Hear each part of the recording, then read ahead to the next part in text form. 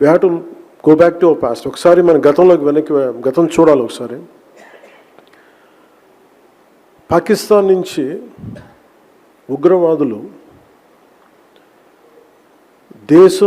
మన commercial capital అయిన ముంబైలో దాడులు చేసి 72 గంటలు ఉగ్రవాదం పిడికిల్లో ఇరుక్కుపోతే ఆ రోజు దేశం అంతా ఒకే ఒక ఆలోచించింది ప్రతి ఒక్కరికి. అంటే ఒక పట్టుమని 10 మంది ఉగ్రవాదులు వచ్చి ఎంత శక్తివంతమైన ఒక మిలిటరీ సత్తా ఉన్న దేశాన్ని మనం బిగించచ్చా అంటే అది చాలా చాలా ఇబ్బంది కలిగజేస్తుంది. అంటే ఏంటి, దీనికి కారణం ఏంటి? Then there was a thought then, so India needs a very strong and robust leadership. I was in Varanasi. I took my father's ashes. నా తండ్రి అస్థికల్ని నిమజ్జనం చేయడానికి నేను వారణాసి వెళ్ళినప్పుడు జరిగిన సంఘటన అది. ఆ రోజు నాకు కలిగింది ఏంటంటే, అంటే పట్టుమని 10 మంది వచ్చి ఈ దేశాన్ని ఇబ్బంది పెట్టేయగలరా, అది నన్ను చాలా చాలా తినేసింది ఆలోచన. అంటే ఫర్గెట్ అబౌట్ డెవలప్మెంట్, అభివృద్ధి, ఎంప్లాయ్మెంట్, వీటన్నిటికంటే కూడా ముందు మనం భద్రతగా ఉండాలి. We have to be safe and secure in our own motherland. అలాంటిది పాకిస్తాన్ నుంచి వచ్చి ఇది బాంబేలో జరిగినప్పుడు ఎక్కడైనా జరుగుతుంది.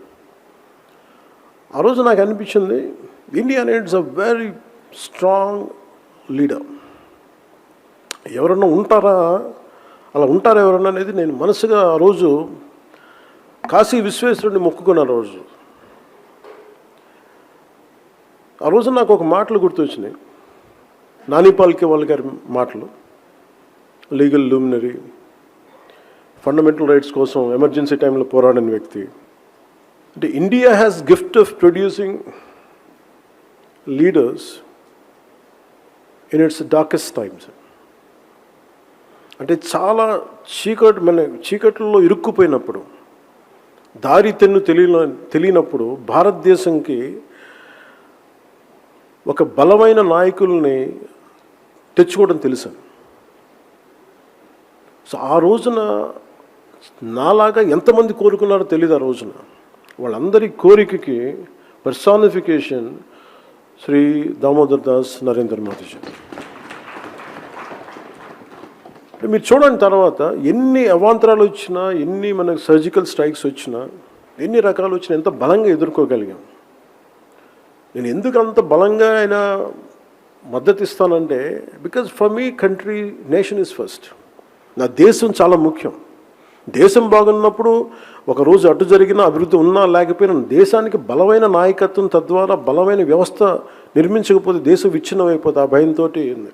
సో అందుకని దీన్ని ఫస్ట్ రెజల్యూషన్ కింద ఈ సేనా ప్రస్థానం ఫర్ నేషనల్ ఇంటిగ్రిటీలో ముందు నరేంద్ర మోదీ గారికి ఎందుకు దీన్ని రెజల్యూషన్ 1 పెట్టామంటే దీనికి కారణం అది.